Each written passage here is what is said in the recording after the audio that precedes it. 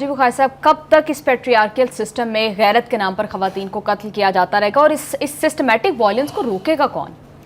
دیکھیں، اس کو تو اب تک رک جانا چاہیے۔ ایک ایسا ملک جو ایک آئین کے تحت چل رہا ہے، جہاں پر منتخب نمائندوں کے باقاعدہ نیشنل اسمبلی ہے، پروونشل اسمبلیز ہیں، سینٹ ہے، وہاں تو قانون ایسا بن جانا چاہیے کہ اس کی گنجائش نہ رہے۔ قانون تو موجود ہے لیکن وہ اس کو افیکٹولی روکنے میں ناکام ہے، کیونکہ بہت ساری گنجائش اس میں دی گئی ہے۔ یعنی پہلی بات تو یہ کہ ایک طویل عرصے تک اس کے مجرم جو ہے ان کو سزائے موت نہیں ہوتی تھی، چاہے ان کے خلاف کیس ثابت بھی ہو جائے۔ کاروکاری اور غیرت کا نام جو ہے استعمال کر کے ان کو عدالتوں کی طرف سے بھی رعایت ملتی تھی۔ آج یہ سوال موجود ہے کہ کیا یہ عوامی انصاف اور گروہی انصاف، یہ رواج اگر پکڑ گیا تو پھر پاکستان کا آئین کہاں جائے گا؟ یہ بہت سنجیدہ سوال ہے اس وقت اور بہت سیریس سوال ہے۔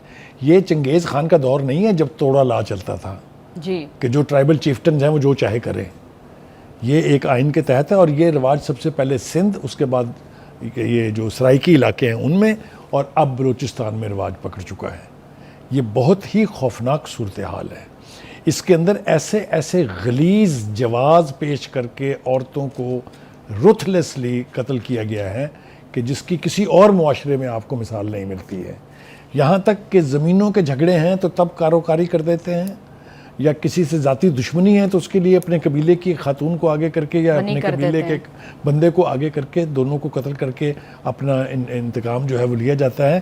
اس کی روک تھام کئی حوالوں سے ضروری۔ پہلی بات تو یہ کہ من حیث القوم ہمارے ہاں اس کی گنجائش نہیں ہے، اسلام میں اس کی گنجائش نہیں ہے، آئین میں اس کی گنجائش نہیں ہے، اور دوسرا یہ کہ پاکستان کے اوپر انٹرنیشنل جتنے بھی فورمز ہیں، مثال کے طور پر یورپی یونین، انہوں نے عورت کے حقوق کے حوالے سے ہم پر پابندیاں عائد کی ہوئی ہیں۔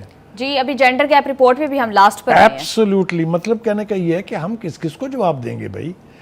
آج جو یہ پریس کانفرنس ہم نے دکھائی ہے، اس کے اندر مجھے خوشی اس بات کی ہے کہ یہ ایک پہلا چیف منسٹر ہے بلوچستان میں جو بغیر کسی رعایت کے حق سچ بولنے کی کوشش کرتا ہے۔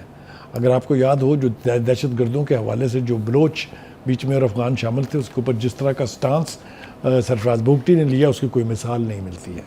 اسی طرح سے اس حوالے سے بھی اس نے کہا کہ آل سیڈ اینڈ ڈن، چاہے ان کے بچے تھے نہیں تھے، چاہے انہوں نے کوئی فارمل میریٹل سٹیٹس تھا یا نہیں تھا، بٹ اٹس اے مرڈر، اور مرڈر کی اجازت اتنے رتھلیسلی نہیں دی جا سکتی۔ جی بخاری صاحب، کیا اسٹیٹ کے ریٹ ان علاقوں میں اتنی کمزور ہے کہ وہاں پر جس کا جو دل چاہتا ہے وہ اپنا قانون بناتا ہے اور ٹرائب جس طرح سے مرضی اس کو ایگزیکیوٹ کرتا ہے؟ دیکھیے، یہ بظاہر تو یہی دکھائی دیتا ہے کہ وہاں پر رٹ نہیں ہے، لیکن اگر یہ رٹ قائم نہیں کی جائے گی تو پھر یہ بیماری یا یہ غلاظت جو ہے یہ معاشرے میں اور پھیلے گی۔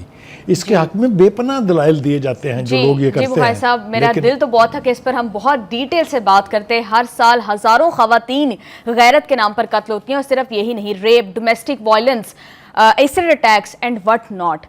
کتنے ویسے واقعات، کتنی خواتین کا میں نام لوں، نور مقدم، ثنا یوسف، ٹھیک ہے، ابھی ایک اور بانو بی بی کا یہ کیس ہم نے دیکھا۔ اس طرح کے کتنے واقعات جو ہیں وہ رپورٹ ہوتے ہیں with a very heavy heart.